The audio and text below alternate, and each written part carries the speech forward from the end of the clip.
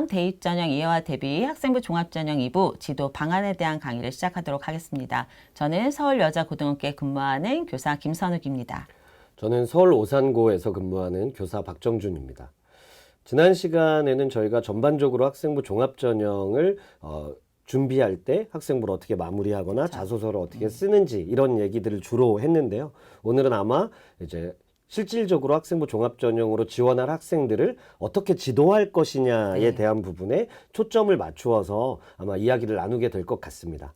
선생님, 우선 그 학생들에게 학생부 종합전형을 지도할 때 좀 전반적으로 고려해야 될 사항들이 무엇이 있는지 좀 알려주시겠어요? 네. 일단 저희가 무조건 수시다 이렇게 말하는 건 아니거든요. 그래서 그 기준점이 뭐냐면 모의고사 기준. 으로 봤을 때 정시 지원 가능 대학을 저희가 먼저 확인을 해야 됩니다. 그렇기 때문에 6월 모평도 보는 거고 9월 모평도 있는 거거든요. 그리고 이런 모의고사를 보고 나면 교과나 종합전형에서 수능 최저 학력 기준 달성 여부에 대해서도 확인을 해야 되는 거죠. 자, 이것이 이제 모의고사 기준으로 봤을 때 처음에 살펴봐야 되는 부분이라면, 두 번째는 저희가 지금 굉장히 많은 학교장 추천에 지역균형 전형이 있습니다. 그랬을 때 이 교과 전형으로 어디까지 쓸 것이냐. 왜냐하면 학생부 위주 전형이라고 하는 것은 교과 전형과 종합 전형이 있는데 6교과나 6종합을 쓰는 친구들은 없거든요. 맞습니다. 보통 3+3, 4+2 이렇게 지원을 하기 때문에 종합 전형이라 하더라도 교과 전형에 있어서 어느 정도까지 지원할 것인지에 대한 설정 범위가 나와야 될 것 같고요. 가장 중요한 생활기록부 분석과 지원학과에 대한 탐색이 있어야 될 것 같습니다. 그래서 오늘 이 부분에 대해서 저희가 좀 자세히 설명드릴 거고, 면접이 있느냐 없느냐 또는 전형에 따라서 사실 저희 아이들이 조금 미세한 차이들이 있는데 그것이 굉장히 큰 합격과 불합격의 차이로 올 수 있는 부분들을 좀 봐야 될 것 같고요. 오늘의 가장 키포인트는 학교 간 학과 비교 분석, 학교 내 학과 비교 분석인데요. 저희 교육청에서 나오는 센지나 프로그램이나 또는 대기업 상담 프로그램, 수시 전형 분석 활용, 또는 대입정보 포털 어디가, 이런 자료들을 활용해서 우리가 무엇을 볼 수 있는지 설명을 드리도록 하겠습니다. 그리고 나면 학생부 종합전형 지원 대학과 이제 학과를 결정하셔야 될 것 같고요. 8월 말에 모평 보고 나면 가채점에 의해서 아무래도 방학 동안에 설정해 놨던 한 10개 정도 되는 대학 안에서 6개를 선택하게 되지 않을까 싶고요. 자기소개서 작성과 면접 준비는 이렇게 종합전형 가이드북이나 전공 가이드북을 활용할 수 있습니다. 앞장에서 저희가 일부에서 사실 자기소개서에 대한 부분들을 많이 설명드렸지만 이런 전형 가이드북 안에 나와 있는 자료들이 굉장히 좋거든요. 네. 꼭 참고해 보셨으면 좋겠습니다. 네. 자, 그럼 모의고사를 기준으로 우리가 정시 지원 가능 대학을 탐색한다고 했잖아요. 네. 그 이유는 무엇일까요, 선생님? 네.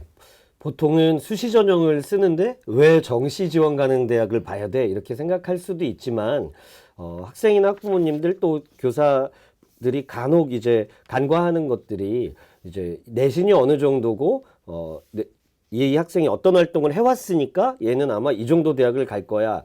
그냥 성적만을 가지고, 내신 성적만을 가지고 놓고 보다 보면 이 학생이 목표 대학과 특히 현실적으로 정시에 어느 대학까지 갈 수 있는지를 고려한 지원 전략을 종합적으로 세우기가 되게 어려워지는 면이 많이 있습니다. 그래서 정시에서 합격 가능한 대학을 모의고사나 모의 수능의 성적 100분위를 참고해서 목표 대학을 설정할 때 그것을 기반으로 해서 수시 지원 대학의 끝선을 정해 본다던가, 그러면 수시 지원을 좀 소신 상향 지원을 할 수도 있는지, 아니면 좀 안정적으로 전형을 좀 고려해서 지원해야 되는지, 이런 것들도 선택할 수 있기 때문에 내신 성적만이 수시 합격 가능선이 아니다라는 점을 반드시 고려해야 되고, 그럴 때에는 특히 6월과 9월의 모의 수능 결과를 잘 보면서 전략을 구상하는 것이 수시 지원의 시작이라고 오히려 할 수 있을 것 같습니다. 네, 그러면 학생부 교과 전형의 지원 범위를 우리가 왜 설정해야 되는지, 이 부분에 대해서도 좀 알아봐야 될 것 같은데요.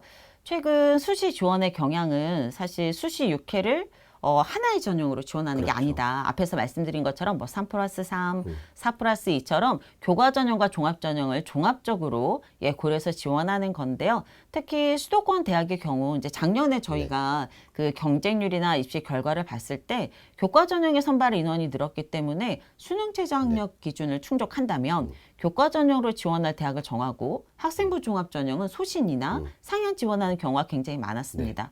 또한 저희가 이제 보면 학생부 교과 전형 안에서도 서류 평가 이루어지는 대학들이 증가하고 있기 때문에 학생부 교과 전형의 지원 범위를 설정하는 것이 굉장히 중요하다. 네. 그렇기 때문에 종합 전형 안에서도 교과 전형에 대한 고려가 필요하다라는 말씀을 드릴 수가 있죠. 네, 특히 이제 올해 그 교과 전형 안에서 이제 교과 전형에 대한 설명 안에서도 보셨겠지만 추천 기준에 변화가 있는 학교들이 있고 또 하나 건국대나 경희대나 고려대 그리고 성균관대나 이런 학교들 같은 경우에는 서류 평가가 들어가 있습니다. 교과 전형인데 서류 평가가 들어가 있기 때문에 거의 종합 전형 같은 맞습니다. 그런 전형이라고 이해하실 수가 있고요. 보통의 이제 뭐 건국대나 경희대나 성균관대는 세특을 위주로 평가를 하지만 동국대나 고려대 같은 경우는 그냥 학종처럼 평가를 한다. 그런 부분들을 저희가 좀 유념하고 아이들한테 안내를 해주신다면 훨씬 더 아이들이 좀 선택하는 데 있어서 도움이 되지 않을까 그런 생각이 듭니다. 네. 자, 학생부 종합전형에서요, 선생님. 그러면 서류형하고 면접형의 차이는 무엇일까요? 지금은 이제 서울 소재 대학을 바탕으로 화면에서는 이제 설명을 해드리고 있는데요. 대학들이 최근에 이제 같은 대학 안에서도 서류형과 면접형으로 전형을 나누어서 학생을 모집하는 경우가 상당히 많아졌습니다. 최초에는 경향을 좀 살펴보면 최초에는 서류형 전형이 모집 인원이 훨씬 더 많았었거든요. 근데 최근에 각 대학들이 서류형 전형의 인원을 조금씩 줄이고 면접형은 인원을 오히려 조금씩 늘려나가고 있는 것들을 많이 볼 수 있습니다. 아무래도 학생부 종합 전형에서 이제 면접을 통해서 학생의 활동들을 좀 확인하는 작업이 되게 중요하다라고 생각을 하고 있는 것 같고요. 근데 서류형과 면접형의 가장 큰 차이는 이제 평가 요소입니다.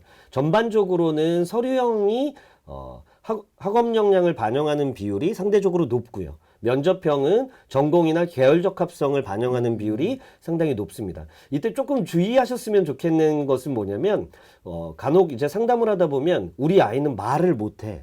그러니까 면접형은 지원이 안 될 거야. 이렇게 생각하는 경우도 간혹은 있는데 이것은 면접은 학교에서 지도해 주는 것에 따라서 아이들이 얼마든지 발전할 수 있다는 걸 전제로 이 아이가 전형 요소, 평가 요소를 고려할 때 어느 쪽이 좀 더 유리할 것이냐를 놓고 판단을 해야지 말을 잘하냐 못하냐를 기준으로 판단을 하면 안 될 것 같습니다.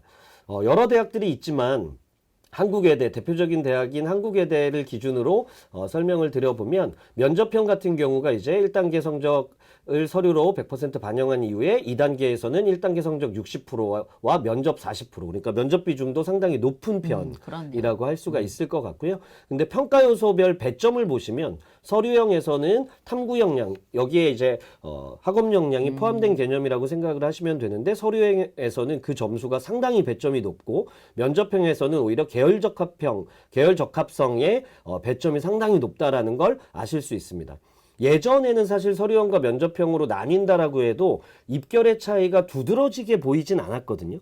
그래서 뭐 굳이 구분해서 써야 될까? 뭐 이런 생각이 들 정도였는데 최근에 입결을 보면 점점 이런 것들이 좀 벌어지고 있는 모습들을 보실 수 있습니다. 지금 보시는 표에서도 서류형과 면접형의 학과별 입결을 놓고 본다면 면접형이 전반적으로는 서류형보다는 내신 등급이 좀 더 낮은 학생들도 합격을 충분히 한다라는 걸 좀 생각을 해볼 수 있고 또 학과에 따라서 또 지원자 풀에 따라서 일부 변화가 있을 수는 있겠지만 내신 성적이 다소 낮더라도 활동을 충실히 한 학생들이라면 면접형으로 충분히 도전해 볼 수 있는 학과들이 면접형 서류형 운영하는 대학에 꽤 많이 생겼다.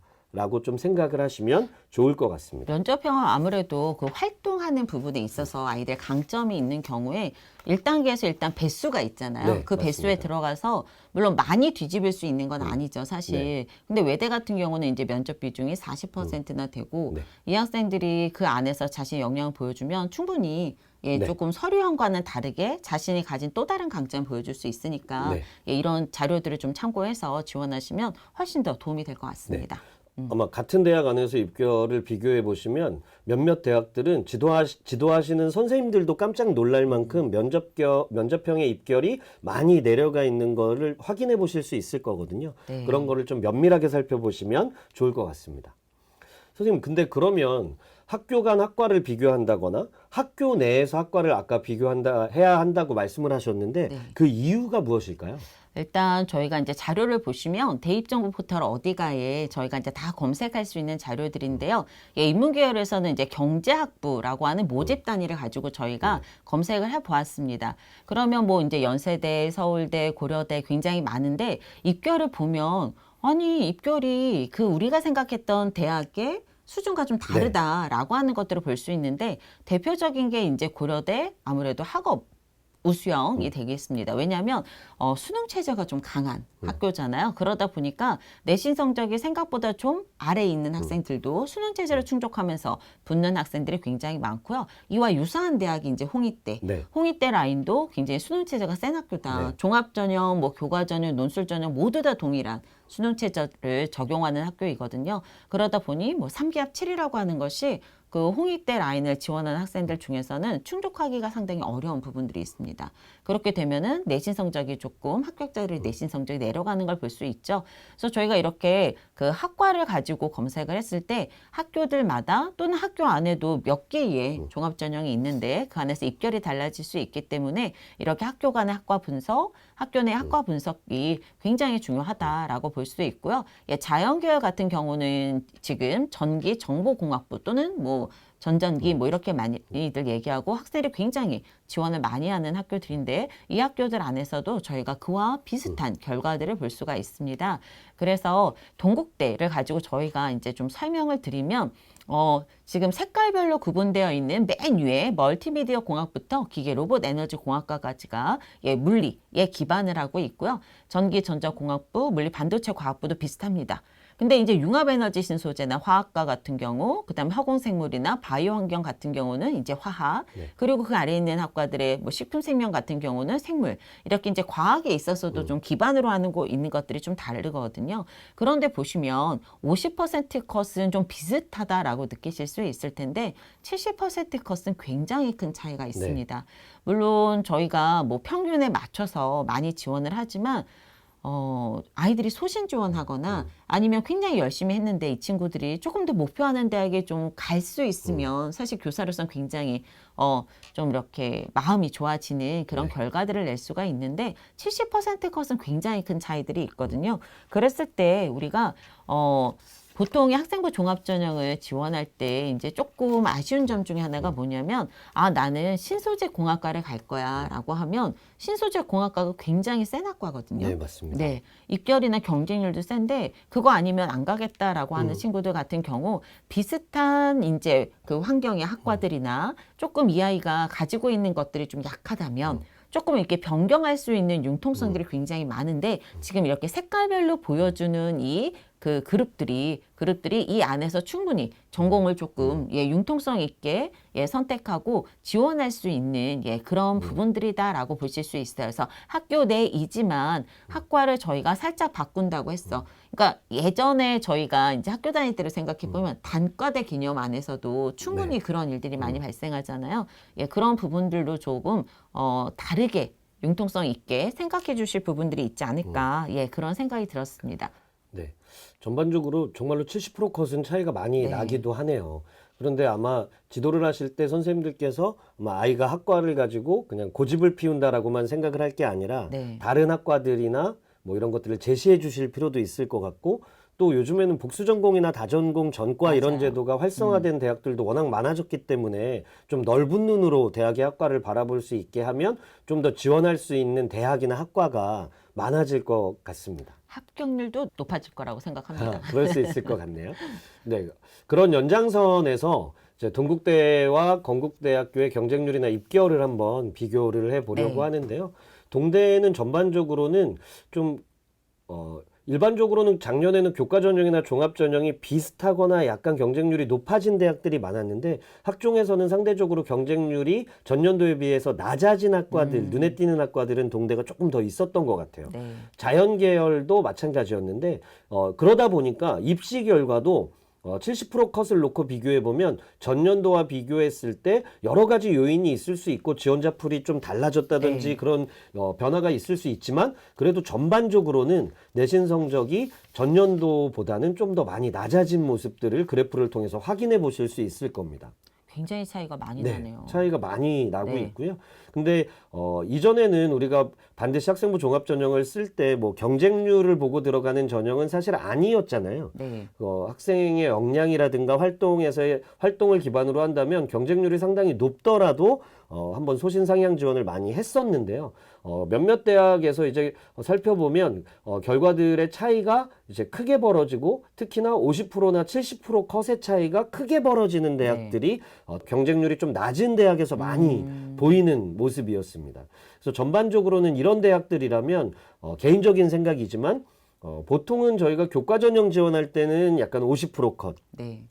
또 종합 전형을 지원할 때는 70% 컷에 맞춰서 지원을 하는 경우가 많았는데 이렇게 편차가 커진 대학들에서는 약간 50%와 70% 사이에서 약간 접점을 찾아가면서 지원을 해야지 70% 컷만 보면서 지원을 할 때는 또 당해년도 경쟁률이나 이런 것들에 따라서 맞아요. 네. 결과가 달라질 수도 있는 당락이 전혀 다르게 나타날 수도 있기 때문에 이런 전년도 경쟁률, 올해 경쟁률 보시면서 경쟁률이 낮은 대학은 전년도 입결에 50에서 70 사이 선을 놓고 좀 지원을 하시는 게 필요해 보이고요.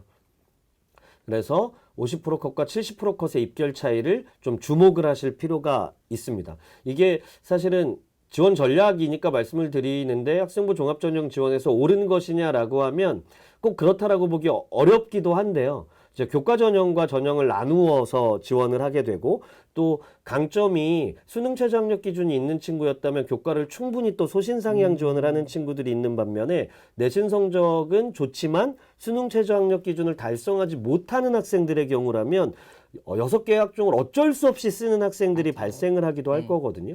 그래서 예전에 비하면 경쟁률이라든가 50% 70% 컷을 조금 더 주목하면서 지원할 필요는 있다라고 생각을 하시면 될 것 같습니다. 그런데 반면에 건대는 자연계열, 인문계열 다 비슷한데요. 자연계열이 경쟁률이 전반적으로 조금씩이라도 오른 학과들이 더 많습니다. 그러니까 차이가 별로 없는 것 같아요. 네, 아까 동국대 맞습니다. 인문계열 같은 경우는 네. 파란색하고 주황색이 굉장히 이렇게 막 네, 벌어져 차이가 있었잖아요. 많이 났죠. 네, 근데 지금 건대 자연 같은 경우는 전반적으로 같이 겹쳐지는 형태처럼 많이 네, 보이거든요. 맞습니다. 그리고 일부는 전반적으로는 그래도 약간 네. 상승된 모습을 보이고 있는데 그에 따라서 입결이 어떻게 구성됐는지를 살펴보면 경향성을 보이는 것이 경쟁률과 입결이 경쟁률이 높아지면 그만큼 사실은 입결도 같이 높아질 가능성이 있는데 파란색 그래프 아래쪽으로 내려온 걸 보시면 경쟁률이 높았던 학과 위주로 합격선도 상승했다라는 것을 보실 수 있습니다. 그래서 학종이 반드시 입시 결과만을 보고 들어가는 전형은 아니라고 하더라도 지금 이제 학교장 추천 전형과 같이 놓고 비교 분석해 가면서 지원 전략을 수립한다라고 할 때라면 전년도 경쟁률과 입시 결과를 좀 면밀하게 분석하면서 들어가면 좋을 것 같고 그럴 때 아까 선생님께서 알려주신 대학 안에서의 학과를 잘 조절해서 네. 지원하는 전략도 훨씬 중요해 보입니다. 그렇다면 대학에서 요즘에 이제 가이드북을 통해서 정보를 제공하는 경우들이 상당히 많은데 대학에서 나오는 가이드북은 어떤 방식으로 좀 활용을 하는 게 좋을까요? 네, 아무래도 저희가 종합전형이니까 종합전형 가이드북을 활용하시면 굉장히 좋은데요. 동국대학교 학생부 종합전형 가이드북에 보면 교과 학습 발달 상황에 대한 네. 설명이 되어 있고요. 예, 그리고 이제 또 보면 자기소개서 작성의 팁도 있고 또 면접의 팁까지 있습니다. 네. 근데 되게 그 재미있는 게 뭐냐면 동국대 같은 경우는 매년 내용이 다 다르거든요. 맞아요. 예, 그래서 작년 것도 굉장히 도움이 됩니다. 네. 그러니까 올해 2023만 참고하실 것이 아니라 2022, 2021도 보시면 계속해서 그 사례들이나 이런 부분들이 우리 학생들한테 안내해 주시기 굉장히 좋은 부분들이 있거든요. 그래서 저희도 사실 이것들을 보면서 대학에 대한 이해를 하는 네. 거고 또 이제 면접 팁에 보면 저는 이제 많이 쓰는 방법인데 동국대는 학과별로 면접의 문항을 예시를 제시합니다. 있습니다. 저 자료집 안에서. 근데 저는 그걸 거꾸로 종합전형에서 생기부 분석할 때 쓰기도 하거든요. 아, 좋은 팁이네요. 네, 그러니까 면접에서 물어본다는 것은 생기부 안에서 의미 있게 읽혔다 또는 확인하고 싶은 내용이다라고 하는 거라서 아이들한테 그 학과별에 있는 면접 문제를 가지고 서류를 분석하는 데 있어서 너희도 기준이나 어떤 예를 만들어 볼 수 있다라고 하는데 그렇게 된다면 조금 더 저희가 자소서를 지도하면서 면접에 대한 대비까지 될 수 있지 않을까라는 생각이 들고요. 전공 가이드북에 제가 요즘에 관심 많은 학과입니다. 예, 인공지능 응용학과 또는 AI 학과인데요. 제가 왜 관심이 많냐면 모르는 학과라서 네. 잘 모르는 네, 학과이고 이제 새롭게 만들어지는 학과라서 선생님들도 잘 모르시고 애들도 정보가 잘 없는 것 같아요. 그러니까 저희 학생들한테 물어봤더니 컴퓨터를 되게 잘 알아야 가는 거 아닌가요? 라고 말하는데 사실 그렇지는 않습니다. 그것만으로 가지고 가는 건 아니거든요. 그래서 이럴 때는 저희가 좀 잘 모르는 특히 최근에는 첨단 학과가 굉장히 많기 네, 때문에 맞습니다. 이런 전공 가이드북을 통해서 인재상이나 전공 분야에 대한 이해가 필요할 것 같습니다. 이렇게 들어가 보면 이제 주요 전공 교과목도 나오거든요. 그 다음에 이제 입학 팁. 저는 이거 굉장히 잘 쓰는데 네. 준비사항에 보시면 수학과 과학 등을 통한 논리적 사고 훈련. 그러니까 아이들이 뭐라고 생각했냐면 정보 교과를 이수해야 되잖아요. 네, 근데 맞습니다. 저희는 정보를 안 했어요라는 대답을 하는 친구들이 되게 많아요. 그런데 이렇게 인공지능 응용학과도 결국에 프로그래밍이고 그렇기 때문에 수학적인 예, 그다음에 논리적 사고 훈련, 그다음에 컴공과에서도 영어 실력에 대한 이야기 하잖아요. 맞습니다. 그것처럼 여기서도 준비 사항에 영어 실력에 대한 안내가 들어가 있습니다. 이렇게 전공 가이드북 안에 예, 전공에 대한 안내나 입학 팁이 있기 때문에 이런 부분들을 활용하신다면 훨씬 더 우리 학생들이 지원하고자 하는 학과에 대한 이해를 높이고 이해도가 높아진다는 것은 우리 아이들의 생기부나 자소서에서 그 부분을 더 잘 표현할 수 있는 것이거든요. 그렇게 되면 조금 더 합격에 한 걸음 다가갈 수 있지 않을까 라는 생각을 해봤습니다. 저도 많이 활용을 하는데 저도 두 가지 측면에서 활용을 좀 네. 하는 게 우선은 제가 학생부를 마무리하거나 아니면 학생의 학과와 관련해서 뭐 전공 적합성이나 계열 적합성을 바라볼 때 대학의 가이드북을 보면서 분석을 하는 거랑 그렇지 않은 게 차이가 나더라고요. 교사 입장에서도 대학의 가이드북을 충분히 활용하면서 학생의 학생부를 읽다 보면 전혀 다른 분야가 보이기도 하고 한 면이 있는 것 같고요. 또 활동을 마무리할 때 아이들이 전공 분야를 좀 알고 고려해서 저런 준비 사항을 보면서 활동을 마무리하는 것과 그냥 학과의 이름을 가지고 느낌으로 그냥 그쵸. 생각해서 활동을 마무리하는 건 차이가 정말 큰 것 같습니다. 네, 선생님들께서도 가이드북을 좀 많이 활용하시면 학생들 지도하실 때도 도움이 되고 선생님들이 학생들 지도하실 때 충분히 학생부를 분석할 수 있는 역량들이 예시가 많으니까 충분히 생겨날 수 있을 것 같습니다.